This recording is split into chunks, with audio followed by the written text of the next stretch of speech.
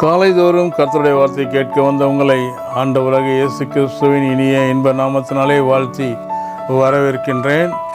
நாம் தொடர்ந்து தியானிக்கின்ற வார்த்தை, உன் விசுவாசத்தின்படியே உனக்கு ஆக கடவுது என்பதை குறித்து நாம் இந்த நாளிலே நாம் பார்க்க போகின்றோம்.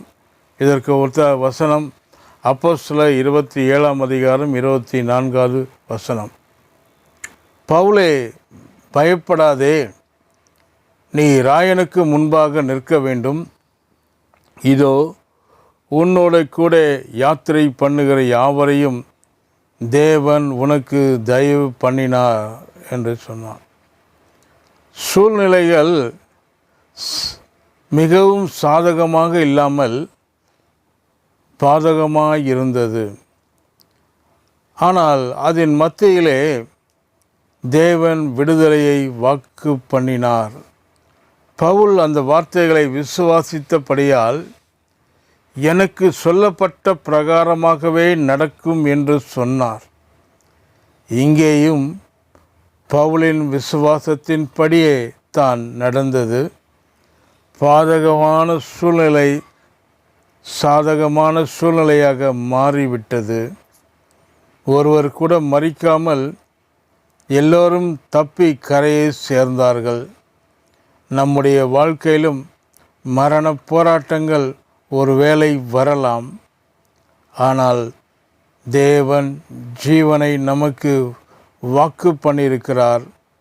பிசாசு அந்த மரண போராட்டத்தையே நாம் சிந்தித்து பேசி கவலைப்பட்டு பயந்து தோற்று போக வேண்டும் என்று விரும்புகிறான்.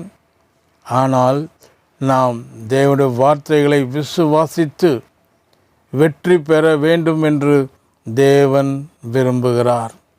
இதன் மத்தியிலே நாம் எதை விசுவாசிக்கின்றோம் என்பது நம்முடைய எதிர்காலத்தை தீர்மானிக்கின்றது. பழைய ஏற்பாட்டிலே வேவுக்காரர்களை பற்றிய ஒரு கதையை ஞாபகத்திற்கு கொண்டு வாருங்கள். தேவன் இஸ்ரவேல் மக்களை எகிப்திலிருந்து விடுதலையாக்கின போது பாலும் தேனும் ஓடுகிற தேசத்திலே அவர்களை கொண்டு போய் சேர்ப்பேன் என்று வாக்கு பண்ணினார். அதன் பிறகு அவர்கள் வனாந்தரத்திலே பிரயாணம் பண்ணினார்கள். வனாந்தரம் பிரயாணம் கடினமாய் இருந்தபடியினாலே அவர்கள் தேவனுடைய வாக்கு தத்தத்தை விசுவாசிப்பதற்கு பதிலாக தங்களுடைய கஷ்டங்களை மனதிலே வைத்து அநேக நேரங்களில் தேவனுக்கு விரோதமாக முறுமுறுத்தார்கள் என்று பார்க்கின்றோம். கானான் தேசத்தை வேவு பார்த்து வந்த 10 பேர் தங்கள் கண்களினால் கண்டதை பெரிதாக பேசினார்கள். என்ன பேசினார்கள் என்றால், அங்கே இருக்கிற பட்டணங்கள் அரணிப்பானவைகள், அதிலே இருக்கின்ற ஜனங்கள் மிகவும் பலவான்கள், அவர்களை எதிர்க்க நம்மால் கூடாது, அவர்களுக்கு முன்பாக நாங்கள் வெட்டுக்கிளியைப் போல இருக்கிறோம் என்று சொன்னார்கள். அந்த செய்தியானது நற்செய்தி அல்ல, ஒரு துர்ச்செய்தி என்று வேதம் சொல்லுகிறது. நற்செய்தி என்றால் என்ன என்று சொன்னால் என்னவென்றால், அது விசுவாசத்திற்கு எதிரான செய்தி. ஆனால் வேறு 2 வேவுக்காரர்கள் இருந்தார்கள். அவர்கள்தான் யோசுவாவும் காலேப்பும். அவர்கள் தங்கள் கண்டதை நம்பாமல் கர்த்தருடைய வாக்குத்தத்தத்தை விசுவாசித்து அதன் அடிப்படையில் பேசினார்கள். அவர்கள், நாம் உடனே போய் அதை சுதந்தரிப்போம், கர்த்தர் நம்மோடு இருக்கிறார், நாம் அதை எளிதாய் ஜெயித்து கொள்ளலாம் என்று சொன்னார்கள். அதுதான் நற்செய்தி.